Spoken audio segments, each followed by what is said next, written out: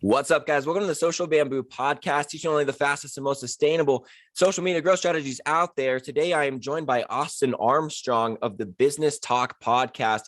I was just on his podcast, actually, and we wanted to time it where they came out on the same day rather than us saying, hey, check out my podcast in 6 weeks on his show and expect you to remember it. We thought it would be a little bit better if they came out on the same day. So after you listen to this episode, if you would like to continue the conversation, go check it out on the Business Talk Podcast. It's linked below, or it's Business Talk with a TOK, because Austin is the master of TikTok. I just met this guy a couple weeks ago, but apparently he's been listening to the Social Bamboo Podcast for a couple years. I got in touch with his assistant first and figured out that he's got a new show that I should be on. And, here we are. So it worked out great. And go check out that podcast if you want to learn how to grow your TikTok with Instagram. And today we're going to learn all about TikTok. Now, I already let Austin know I'm going to be giving him some devil's advocate questions because this is a primarily Instagram podcast. And over here, where there's a lot of us businesses who are getting those 200 view videos, enough to the point where we just gave up. So, hey, maybe you should say, yeah, you were right to give up. It's not for you. Maybe that's what you're going to tell us today, but I'm going to give you the opportunity to tell us why we might be missing out on a massive opportunity and how to get started. So it's going to be awesome. But Austin, how you doing today, man? Hey, Derek, thank you so much, man. I'm doing great. And what an honor to be here again. Like, I have been listening to your podcast for a couple years. I've learned so much from you. It's amazing to be on with you, brother. It's so great to be talking with you. It's going to be a little bit easier to get the conversation flowing since we know exactly what each other's expertise are. But let's get started with, I like to get to know the people a little bit more, but I'm not going to, bore everyone at home and make us do some long games. So let me just ask you two questions. Favorite TikTok dance that you can do, favorite TikTok dance that you can't do? Oh man, that's a difficult question because I don't dance on TikTok. I don't do any dances. So I don't even know how to answer the second question. All of them. Okay, yeah. Yeah, probably all of them. Is there one though that you're just like, that is just a sick dance, or one where you're just like, I'm just gonna watch this person do that 100 times in a row? I'll be perfectly honest with you. I am so immersed in the business and educational side of TikTok. I don't even look at dance videos. So I don't know the first one that came to mind was the WAP dance, but that was so long ago. And you can't do it? I don't know if I'd want to, and I don't know if anyone would want to see it either. So you're telling me you gained over 300,000 followers on TikTok without doing the WAP? Surprisingly, yes. I have never danced on the platform, and I've been fairly successful so far. Okay. All right. Well, I was wondering why you haven't been liking my posts. You're not even seeing that. So that's awesome though, that you're so immersed on the business side that you're able to focus on there. And that's actually kind of the first takeaway that I'm finding is, my For You page, when I try to go over there and research audios, it's such a personal page and I almost need to separate it. Well, I did actually. I'll talk about that in a second. I made a new TikTok since our podcast to, do some extra attempts at content over there. So I had a little bit more perspective. But I, starting on TikTok, like a lot of businesses, not really knowing what to do over there. You kind of just copy a trend because it's just the 9x16 content in itself was new. Even Vine was the closest thing in terms of really, really quick humor-based, pure entertainment content. And it's definitely hard to compete over there. I remember putting out some Vines in college for fun. But TikTok was just so new to people, especially businesses. They just want to post their products and don't really know exactly how to fit in over there. It really does feel like, an adult going over to the kids' table at an elementary school and just trying to hang out. It's definitely a more mature platform now. So tell me a little bit about how you're able to save time on TikTok, because I think a lot of people just end up in this scroll whenever they go over there for business sake. Is it really how you've designed your feed?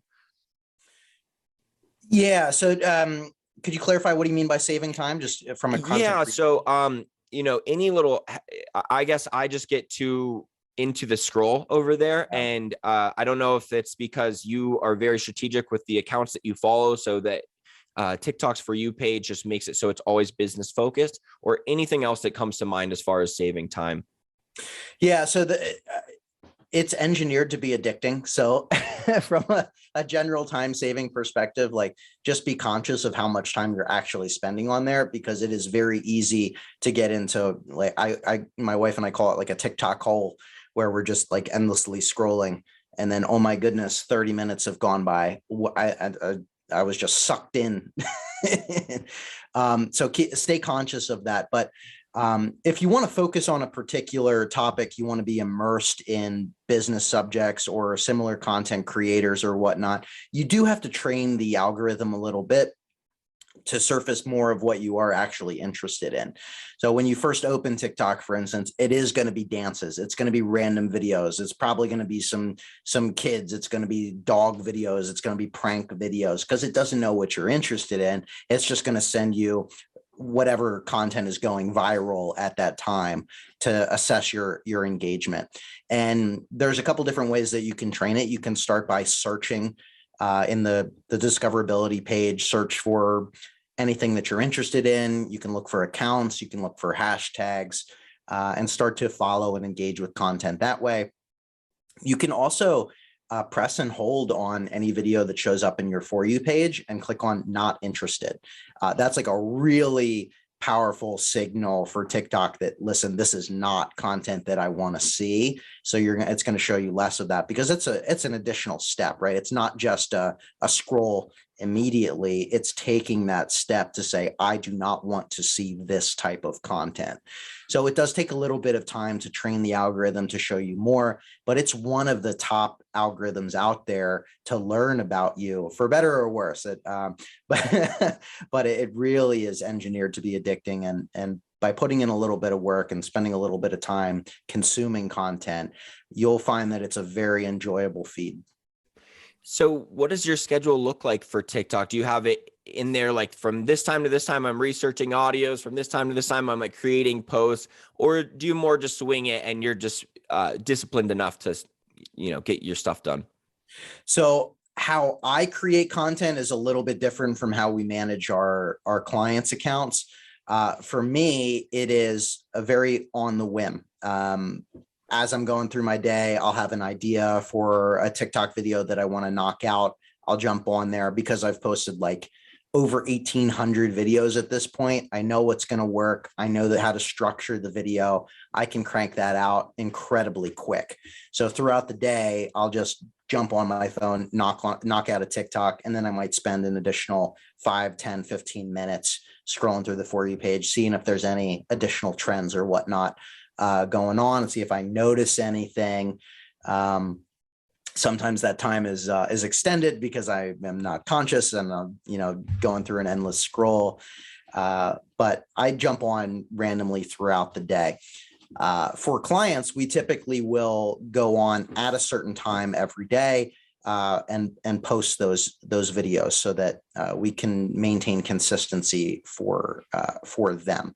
I do like to log into those different accounts because the For You page is going to be different for everybody based on engagement. So all of our clients log into their accounts and they're regularly engaging with stuff that they're interested in. So it's a really great way to see different For You pages, to see what's trending in different industries and different niches that might be outside of your bubble if you're only logged into one account.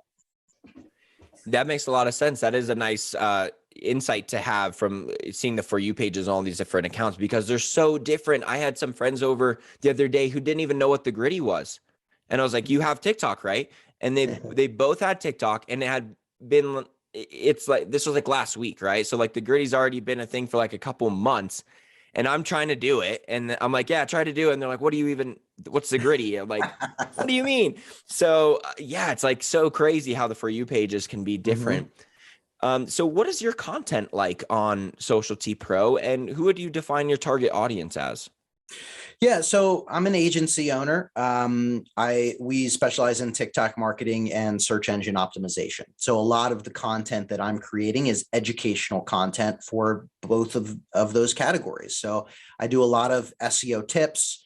I take people behind the scenes, how to do keyword research, how to get backlinks, TikTok feature releases, how to create content strategies for TikTok, how to structure your actual content.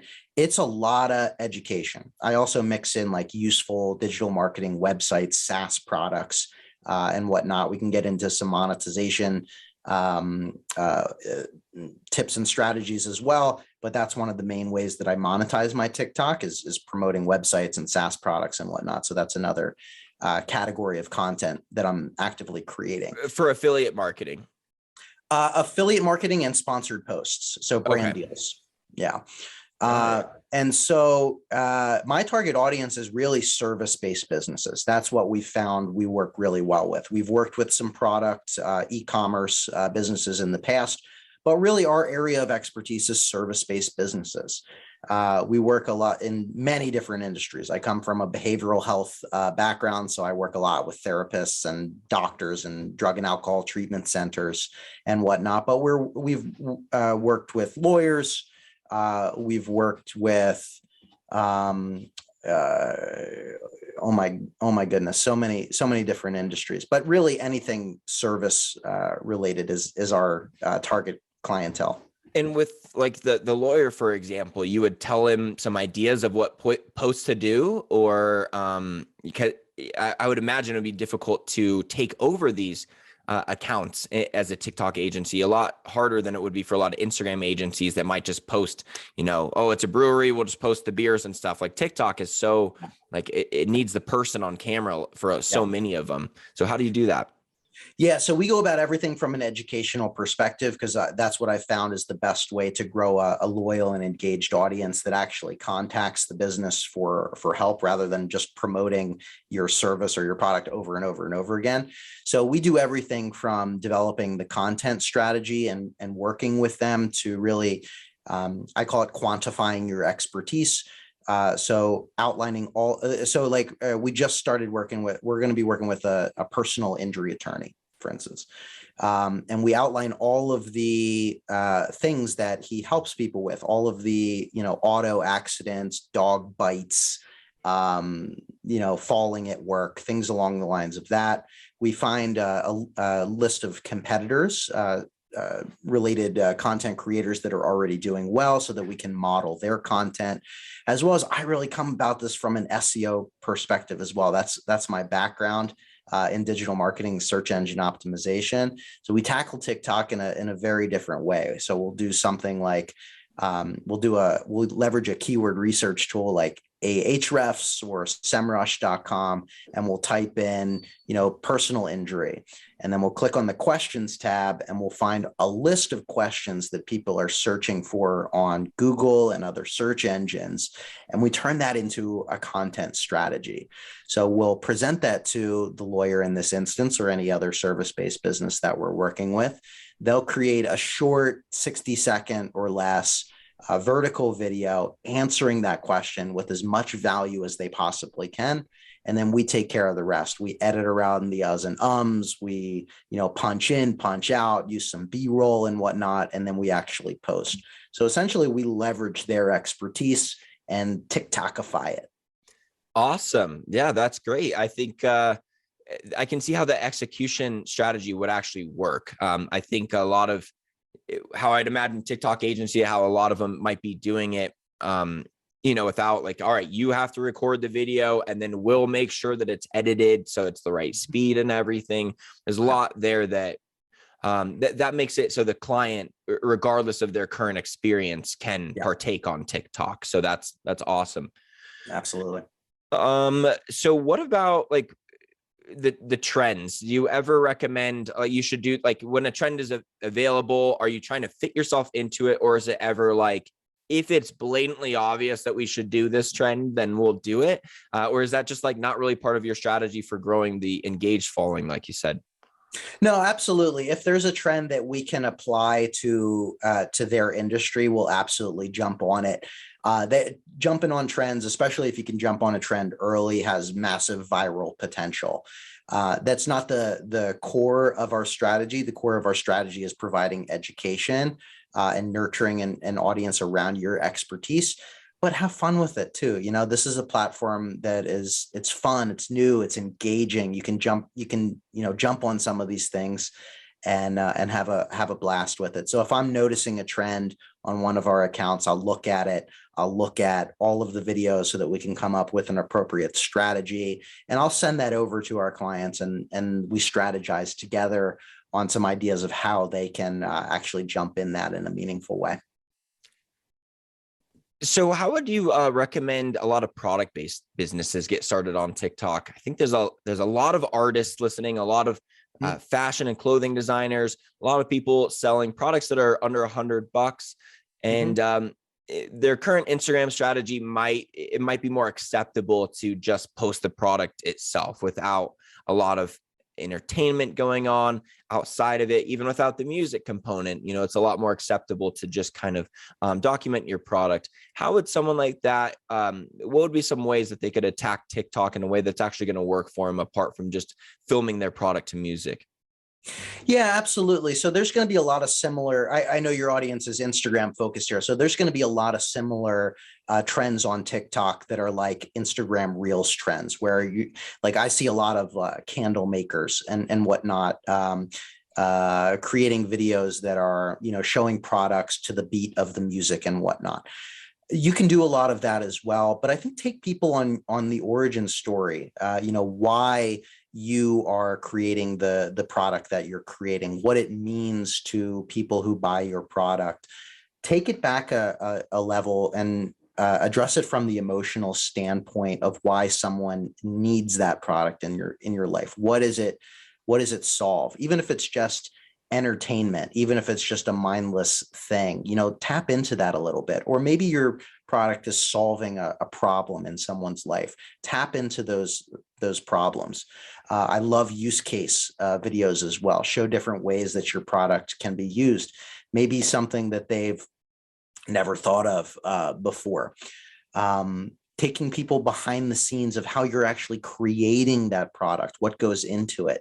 Packaging videos do very well as well. In fact, the first episode, I'll just reference the first episode on my podcast was with a product called Mermaid Straw.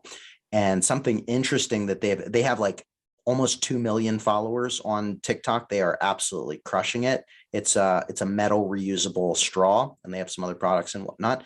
They've leaned into the ASMR space, which is like that soothing sound type of thing. And what they do in every video, they open almost every video sliding the package container onto the table. So it's that sliding sound. And then they're picking the little bits from their storage containers of everything that they're going to ship out to a client. And the majority of the video is just the sounds of them packaging, and it looks beautiful how they're, layering things on top of each other, organizing things in a really nice way. And that's like a sub-niche trend that has worked incredibly well for them, that they've really tapped into. The ASMR. Yes, absolutely. I've seen people doing that even with cooking videos where, they just got a mic by the olive oil pouring and all of that. I know it's so much work, and it's definitely a whole other skill set to be able to do. I know that's one of those things where I'd be like, yeah, I'm going to do that. And I'd get to the computer and I'm like, I didn't do it. I'm sure it's a difficult skill to do. But that's definitely something that, if you can incorporate the sounds to each clip, that really just keeps the video moving along, and it's just so much more engaging. I didn't even realize that it was the sounds that I was listening to that was so great about the video. Honestly, it was this cooking video. I saw it like 5 days ago. Then I went to the comments, and then someone was like, this video is only cool because of the sounds. I didn't even notice, but you're right. And so that's interesting to say that. Yeah. So the thing about TikTok versus Instagram is 100% of people's volumes are on and up. So the sound is a given that it always is going to be in effect. And Instagram, people listen with the sound on a lot more post 2020 with all these jobs that have been moved inside. But I mean, when kids go on Instagram in class and they don't have the volume on, so there's a lot to it that the ASMR component is not as, Yeah. impactful maybe on there. So what are some questions that maybe I should be asking you that I'm not thinking of? I feel like since I'm not I'm not the best TikTok expert, and I don't want to just ask you basic questions when in your mind right now, you're asking me questions that I don't have the best answers to, but I know you got like some awesome answers in there that are like, this is really what you need to be doing on TikTok right now. Give me some of the advanced tips that I should be asking you about. Yeah, sure. And I also think we can segue as well into how to leverage TikTok to grow your Instagram account as well. I think that's Cool. something that your audience would find valuable too. I think when you're first getting started on TikTok, it could possibly be overwhelming of what type of content to create. So I really recommend spending some time just doing research, whatever that looks like for you. Looking at similar creators. The search functionality on TikTok is phenomenal. You can search for anything related in your industry, the services that you offer, the products that you offer, and you can sort them by most liked videos. So this is something that a lot of people don't do. You can type in, in my space, I could type in digital marketing and I can sort the feed by most liked videos. So I can look at the most liked videos that are related to digital marketing. And I can look through those videos, notice trends, notice how they're actually executing those videos, how they're opening that video to stop the scroll, to keep the attention, what the meat of the video looks like, the middle part, the value, and if they're actually doing any sort of closing call to action on that video. This is a very common structure: opening hook, value, closing call to action. And I can start to model some of those videos. This is a proven strategy. Of course, you don't want to directly copy somebody.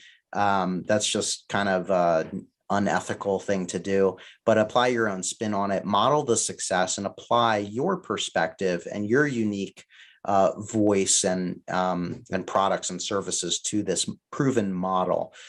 Spend some time doing that every day, at least in the beginning, until you get a sense of it, and then start creating content similar to that. I'd recommend engaging with other people in the platform as well. TikTok is a wonderful way to build community. I'm connected with so many fantastic marketers on TikTok that we've reciprocated live streams together, going on podcasts, business referrals. It's turned into speaking opportunities. Lean into your tribe on TikTok, other creators related to you, because it's very much a helpful community rather than a us versus them approach. Nobody is really stay away from me. This is my area of focus. It's me versus you. No, we're all helping each other out. It's a very, there's always going to be some trolls, but it's a very collaborative platform. And that's something that I really love about TikTok as well. And then lastly, stay consistent with it. TikTok is getting more and more saturated, but it's still very early as opposed to Instagram, as opposed to YouTube, Facebook, every other social media platform out there. But in order to succeed, you really want to fail faster, if you will. So there's no right magic number of how many times that you should post per day. But the more that you post, the faster that you're going to fail, and the faster you're going to find out what style of videos and what pieces of information are really resonating with people, so that you can then double down on that content. It's like at bats. The more at bats you have, the more likely you're going to hit a home run. I definitely found that the quantity strategy is necessary over there to really find how to do TikTok. I mean, the first 20, I was really just figuring out how to work the features and everything. And yeah, great point. And when you're posting so much on TikTok, it only goes out to your following so much. So I feel like it's easier to blitz a ton of content. Like the question, how much should I post on Instagram? And what's too much is a more of a viable question, because it's your followers will see it. So yeah, maybe if you hit them with 5 posts every single day, they might be a little annoyed. But on TikTok, you can do that. And TikTok's algorithm is just so good that you can just kind of know that if someone wouldn't like this content, they wouldn't even see it in the first place. So it's probably really, you can't really think about, I hope I don't annoy people. You shouldn't even think like that on TikTok, because it's like, it won't even show them in the first place. It's just so good at analyzing the content. Would you say that there's some kind of content that just doesn't, not that it doesn't belong on TikTok, but maybe the business's efforts are spent on doing something better? And I'll use my own business, for example, because I found that maybe I could, like, I started my own Social Bamboo TikTok just because my Derek Videll one was ruined by me doing a couple trends. I went viral twice with non-social media content 2 years ago, and it gave me 17,000 followers who want nothing to do with learning social media. So I was like, all right, whatever. This is my personal account now. Started Social Bamboo, and I posted one of the videos that was how to go viral on YouTube. And then I posted another video that was how, like, the best Instagram posting time. So teaching social media, but about different platforms. Would that, so I obviously, like, Instagram tips, hashtags and such like that. They didn't do great. I didn't expect them to. They're like my first 2 videos from this 2-follower account. Would you say that that type of content, like, am I right in any way to think like this isn't exactly what people are here for, and maybe I should not worry about it? Well, no, people will like that, engage that. I mean, that's the type of content that I personally create. I'm a digital marketing agency owner, so I am creating content, not just for TikTok, not just for SEO, but I talk about Pinterest. I talk about Instagram sometimes. I talk about YouTube strategies. It's all in that digital marketing niche, though. So I would try and, you can broaden your audience sometimes if one specific avenue is not reaching that many people. You can broaden it a little bit, but try and keep it under that same umbrella. So I would not, recommend doing a random dance if it has nothing to do with the purpose of why you're on TikTok in the first place. Because exactly like you said, one of those videos could go viral. It could bring in a bunch of followers. But if it's a bunch of followers that are not interested in the core of what you're creating content around, it's not going to help you. Aside from having a vanity metric, having that vanity metric is not the end all be all. You can drive really meaningful sales and get a lot of income from having way less followers than having, 1 million followers without a true offer. The same is the case for individual videos as well.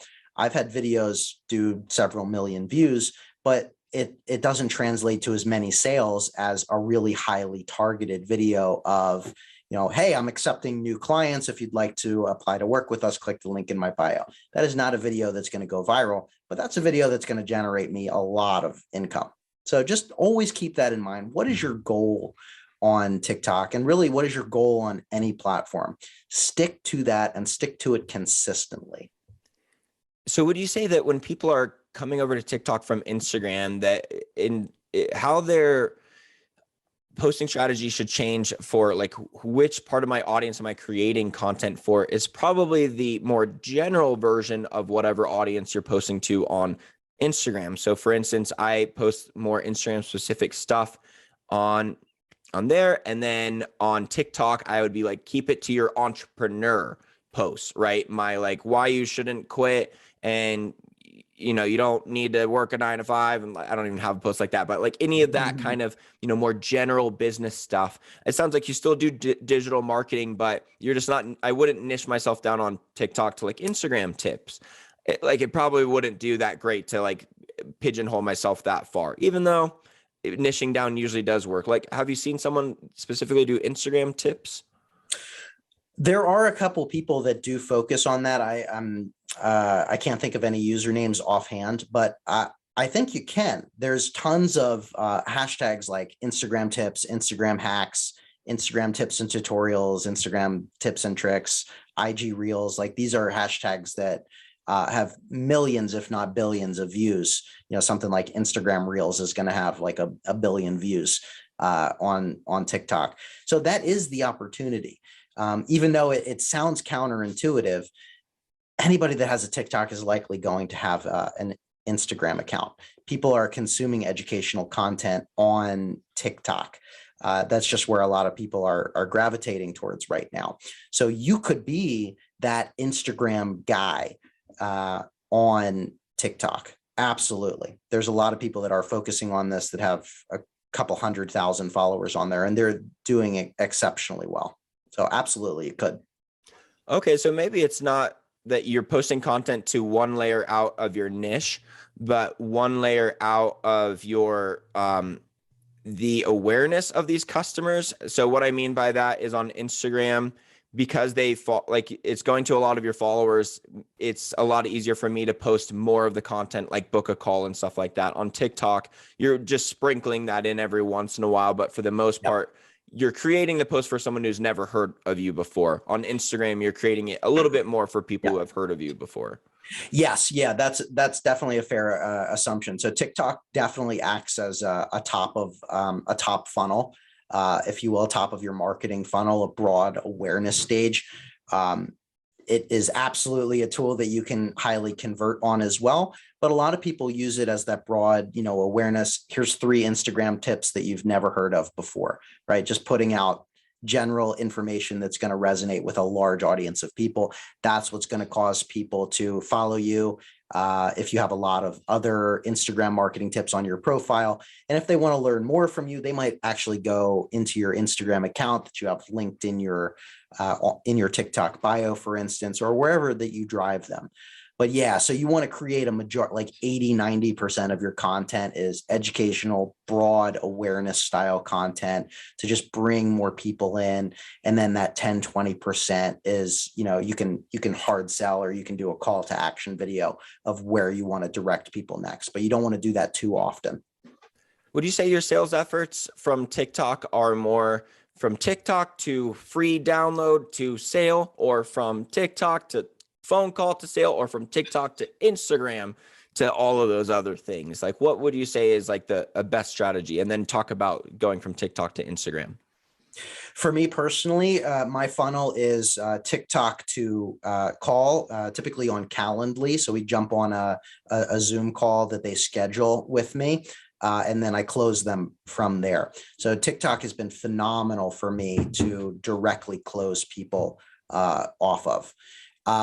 As far as, so I do offer lead or freebies in my email as to grow my email list as well. So free checklist style stuff. I would not say, for me personally anyway, most people do not go from my TikTok to my Instagram and then will contact me there.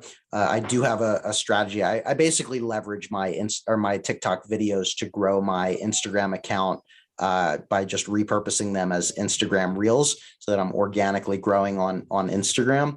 And then I have another strategy as well that I'll talk about in a second here. But primarily just telling people on TikTok, like, I've earned your trust. If you're ready to work with my team and I, here's how you can schedule a call with me. We'll see if it's a good fit. And if it is, we'll move forward. That's typically my process. Okay, so that kind of call to action, totally acceptable on TikTok. Because I was like, I don't even know if I could, go that far because the traffic is moving so fast. But these are people who have followed you for a while. Right, exactly. Is there a way that you post it to make sure that more of your following sees it, and you're trying to keep it more local? Not really. I just put it out there. TikTok does a really good job of knowing who to send it to. So I just sort of trust the algorithm. I'll be honest with you, the last maybe 2 months now, I haven't really even been using hashtags. That's how good the algorithm is. A couple of, two of my most viewed videos of the last 2.5 years that I've been active on TikTok have come in the last 2 months, and they have had 0 hashtags on them at all. I'm just doing like keyword rich description of what that video is about and continuing to put out a really good video. But TikTok knows who to send your content to, and anybody that's going to see anybody that TikTok is going to send a video of a really hard call to action is likely going to be interested in it because they've seen some of those broad viral videos in the past. Would you recommend someone that's a newer account do no hashtags, or is that because they knew you a little bit better at that point? I definitely think it's because they know what my account is about. They have enough data to say who likes my content, who engages with my content. And I'm very meticulous with the descriptions because TikTok also works as a search engine. So you can search for a particular piece of information. And I think that's perfectly enough. When you're first getting started, you have to train the algorithm a little bit as well. Make sure your profile is optimized around what you want to be found for. Make sure your videos are optimized around that as well. Use really, really specific hashtags. Do not do like hashtag FYP, hashtag for you. There's all these weird ones, XYZ BCA. It's like FYF now, right? FYI. Yeah, all the stuff.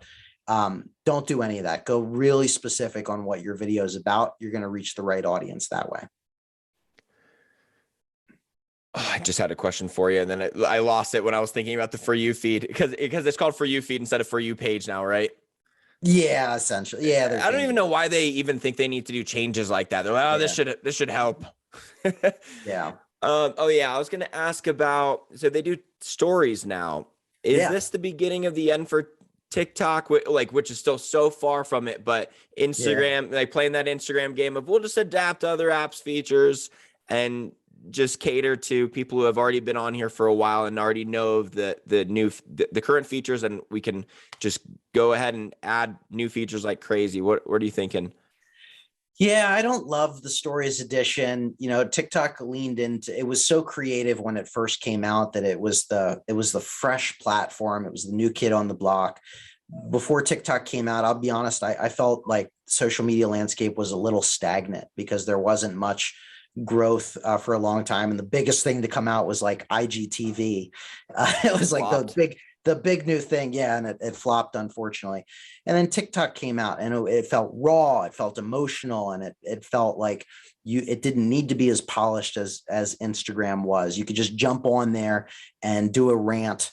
And it would work and it would, reach a lot of people. But now they're starting to get into the copying of other features. They're doing, they just rolled out 10-minute videos for a lot of people that they're testing out. So trying to tap into the YouTube space a little bit. And I think there's another strategy with that of like increasing attention span for advertising and, whatnot. But the releasing of stories just as a copy of a copy of a copy of a copy.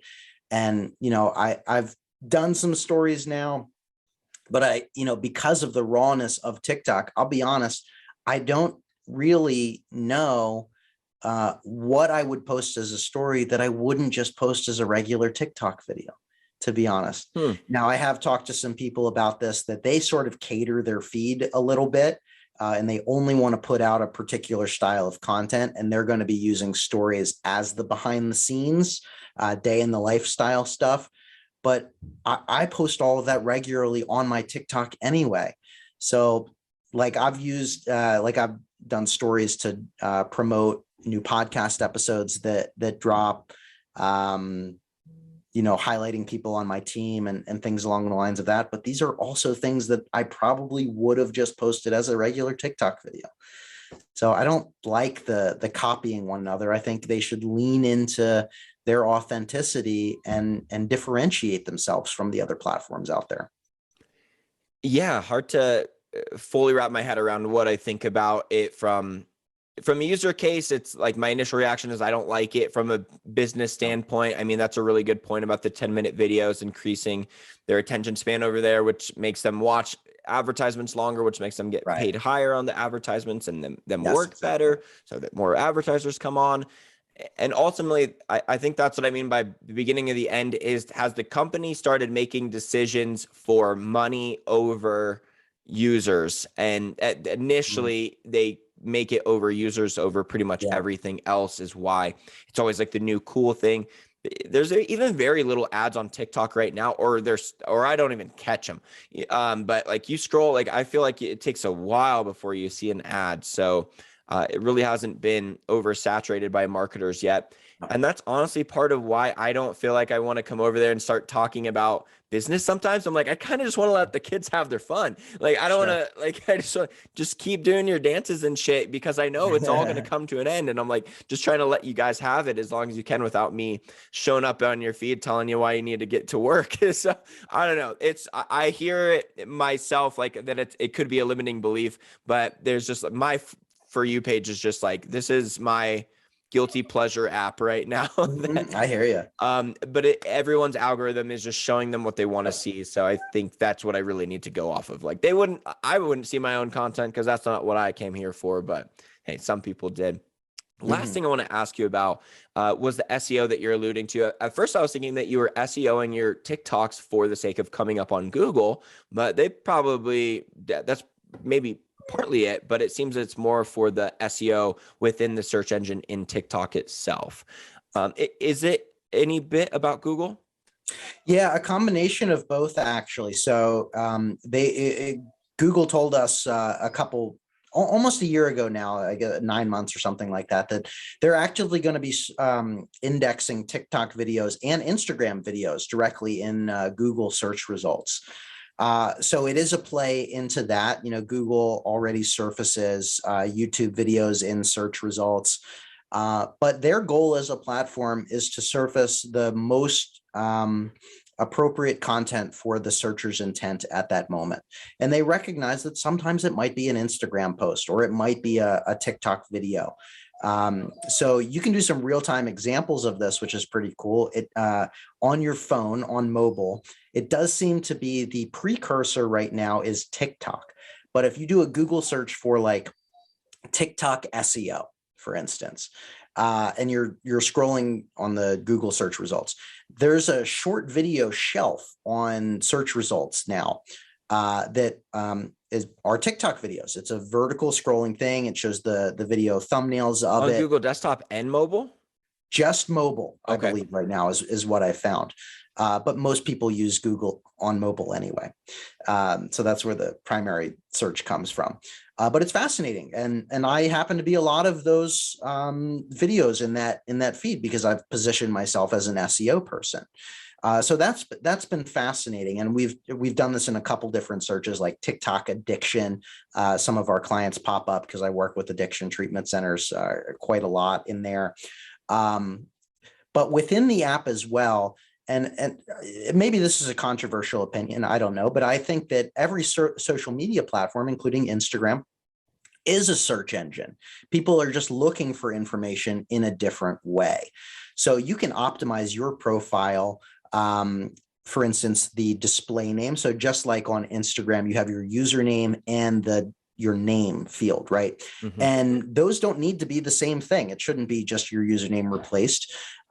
It should be the service that you offer or the product that you offer, because people are searching for that information. You want your profile to come up, not just your username. Your username will already come up because it's your username, but that's an additional field that you can optimize to be found for. Same thing with the bio on your actual TikTok page. Optimize that around the service that you offer, what it is that you do, so people can find you for that.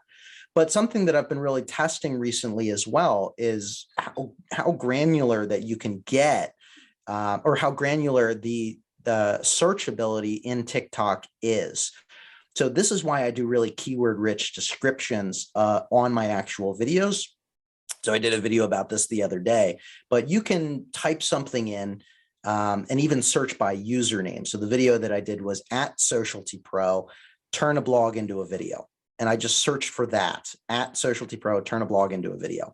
And what it'll do is it'll show you videos that are related to that query, related to that search. And it pulls, it indexes video based on the thumbnail. So the display image, if you have text in there, it actually bolds text in the description. So it's showing you that it's pulling data from that video related to what you're searching for and showing you a result. That is SEO. That is optimizing for a user's search.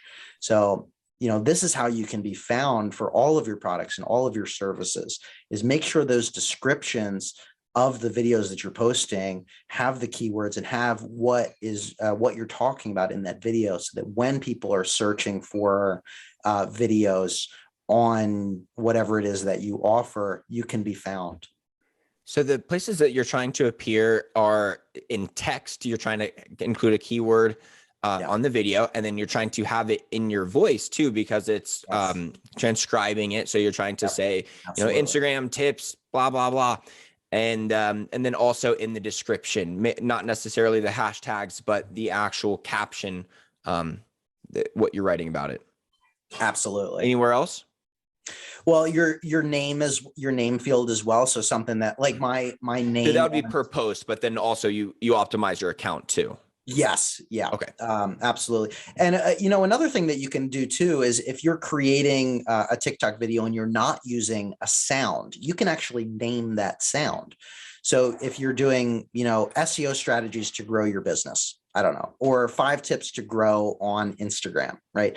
If you're not using any background music, you can go into that sound and change the name of it to 5 tips to grow your Instagram account, right? So if somebody is searching for how to grow on Instagram and they click on the sounds tab, it's going to show you sounds and videos that are labeled as that, and your video will be indexed on that way as well. Okay, perfect. Yeah, that's a great extra place to put some keywords. I think I've got a ton from you here. I've got a lot to work on. I probably should have grabbed some audience questions before this too, because TikTok is just it was just such a new one for people to learn. And I think now that you've done 1,800 posts, like you totally get it now. But even those first like 100 or so reels, a lot of people are just finding their voice on reels. Yeah. So anything else that you want to conclude here? And then I'll do a little plug on everything else that you got here. But any other last minute tips that you think we should really let these primarily Instagram users know in order for their TikTok transition to go all right?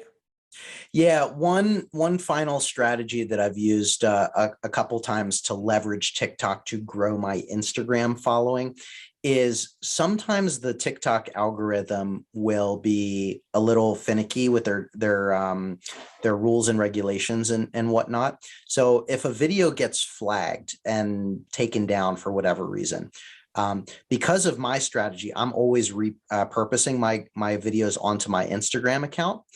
What I'll do is I'll do a video and I'll open it by saying TikTok doesn't want you to see this video, and I'll tease the video. And then at the end, I'll say, but you can watch this on my Instagram because they don't censor. There's a couple things that I do that. It's a direct call to action. People have FOMO, right? They're if you're missing out, they're going to go over there. They're going to check it out, what it is. But that last statement of because they don't censor is triggering for people to engage with. Of course, Instagram has some censorship. All platforms have censorship, but it wasn't taken down on Instagram. It was taken down on TikTok. But everybody rushes to the comments and says, "What do you mean Instagram doesn't censor? They absolutely censor. They censor like that," which just boosts the video up to more people. Right. So that TikTok video gets surfaced to more people. The FOMO goes in. People go over to your Instagram account to see it. And it's a fantastic little hack to leverage up an issue. Your video got taken down on TikTok. Take advantage of that and use that to create a new video and siphon people over to your Instagram account. It's a better way to do it too than just saying, go follow my Instagram and, like actually having a reason to bring them over there. And the hook was really great too. I'm sure a lot of people are going to watch that video if you're saying TikTok doesn't want you to see this video. Absolutely. Nice. Awesome, man. Well, Austin, so many great things from you today. And Austin runs the Business Talk podcast. Remember, go check that out in the description if you want to hear my interview on his podcast debuting today as well. One more thing that just came up, though, I wanted to ask you, because it sounds like you now love the haters and maybe you were fearful of them before. Is that kind of what I'm hearing? No, I'm never fearful of the haters. I have even at the beginning.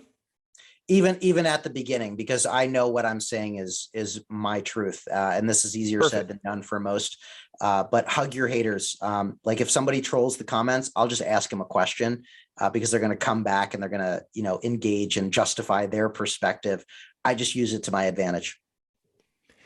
And once you start getting them, then the fear completely goes away. Would you say, like, once you start to see what these comments actually are and who's writing them, like they don't get to you as much as they might get to you, like before they even happen? No, and you know, I have clients that are doctors. Like I'm working with a podiatrist, and she's gone to school for 8 years to be a medical professional. And she'll do a procedure video of like maybe this is a little gross, but like it's what goes viral. She'll do a video on an ingrown toenail removal. It's just a little weird. I'm part of her viewers. Yeah. Those pop off. We had one recently where there was a bunch of trolls in the comments saying like, "Oh, you didn't do it the right way." Their profiles with that it's username 73948. You know, they haven't even set a username. They don't have a profile image. And she's texting me and she's like, "Should we take this video down?" I'm like, "No, this is a troll. This is a troll. You are an expert. You went to school to do this. Lean into your expertise. Don't let these comments bother you. This is somebody that's sitting at home right now, procrastinating, unhappy with their life, and taking it out. They're not an educated person in this space." So I always try and have that mentality of, you know, troll comments come from a place of personal insecurity. It's not going to do anything to me. I know what I'm doing is helping people. And I know that these negative comments are actually helping me. It's actually surfacing the video in front of more people. So I love when hate comments come in. And sometimes you can actually turn them around. If you get a really angry comment and you take the time to respond to them and be like, "Hey, you know, I'm sorry you feel this way. What, you know, can you clarify and explain your thoughts?" And then they'll come back and they'll leave a comment and be like, "Hey, I'm sorry I wasn't in a good headspace at that time. Here's my opinion on why this is actually the case." But, you know, it's extra engagement. It's like press, right? There's no such thing as bad press because you're still top of mind. You're still being talked about, which is the ultimate goal.